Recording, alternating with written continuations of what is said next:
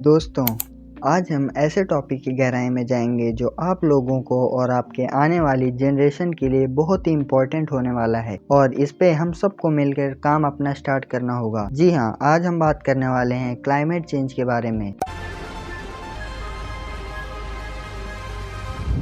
सबसे पहले ये जो क्लाइमेट चेंज वर्ड है, दरअसल साइंटिस्ट अब इसको क्लाइमेट चेंज से हटाकर क्लाइमेट क्राइसिस नाम दे चुके हैं, लेकिन आज की इस वीडियो में हम इसे क्लाइमेट चेंज ही कहेंगे। ह्यूमन एक्टिविटीज क्लाइमेट चेंज में बहुत बड़ी भूमिका निभाती है। कहा जाए तो 95% ह्यूमन एक्टिविटीज हमारे एटमॉस्फेयर को नुकसान पहुंचाती है और ये हमारे एटमॉस्फेयर को कई तरह से नुकसान पहुंचाती है, जैसे कि रिलीज ऑफ CO2, एटमॉस्फेयर में कार्बन डाइऑक्साइड की क्वांटिटी को बढ़ाना। ये सिर्फ क्लाइमेट चेंज नहीं है बल्कि एक बहुत बड़ा डिजास्टर है जो हमें और हमारी पूरी नस्लों को तबाह करता जा रहा है। ये तो बहुत बड़ी अचीवमेंट थी साइंटिस्ट की जो सनलाइट से एनर्जी प्रोड्यूस करते हैं सोलर पैनल के द्वारा, लेकिन ये सबसे ज्यादा नुकसान देती है लिविंग क्रिएचर्स को, स्पेशली बर्ड्स को। बस यही रीजन है कि आजकल हमें बर्ड्स बहुत कम देखने को मिलते हैं। IUCN के एक रिसर्च के अकॉर्डिंग हमने 1500 AC से 1600 AC के कंपैरिजन में अभी के वक्त काफी ज्यादा स्पीसीज को एक्सटेंट होते देखा है। ये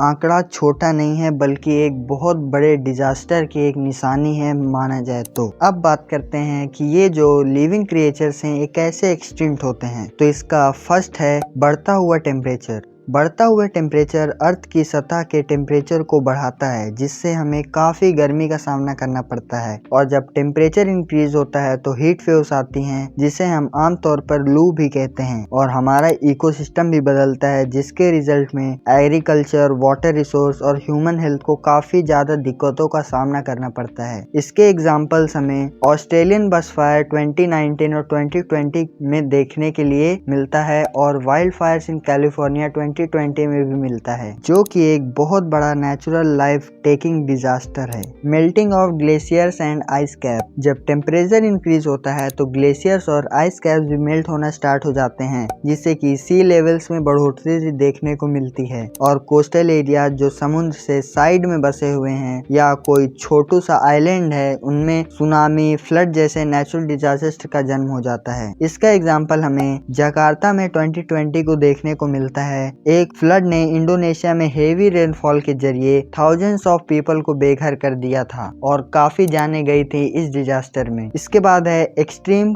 वेदर इवेंट्स। क्लाइमेट चेंज में कुछ इवेंट्स हैं जैसे कि hurricane, cyclone, droughts, heavy rainfalls. ये कुछ इवेंट्स बहुत बड़ी मात्रा में घरों, खेतों की फसलों को नुकसान पहुंचाते हैं और इनमें से कुछ तो ऐसे हैं जो कुछ भी नहीं छोड़ते। इनमें से कुछ ये हैं: hurricane Doren, Bahamas and eastern US 2019, tornado outbreak in southern United state 2020, earthquake in Puerto Rico 2020, cyclone Amphan जो कि बे ऑफ बंगाल, इंडिया और बांग्लादेश में 2020 के बीच आया था। ये ऐसे नेचुरल डिजास्टर हैं जो ग्लोबल वार्मिंग के पॉल्यूशन से स्टार्ट होते हैं और काफी हद तक हमारे पूरे एटमॉस्फेयर को नुकसान पहुंचाते हैं। अब आप बोलेंगे कि इसे कंट्रोल कैसे किया जा सकता है। इसके बहुत ही इजी तरीके हैं इसको कंट्रोल करने के लिए। इसके कंट्रोल करने के लिए हमें ज्यादा से ज्यादा फ्यूल कार्स को बंद करना होगा। अब मैं ये नहीं बोल रहा हूँ कि फ्यूल कार्स को बैन कर दो, मैं सिर्फ इतना कह रहा हूँ कि फ्यूल कार्स का कम यूज करो।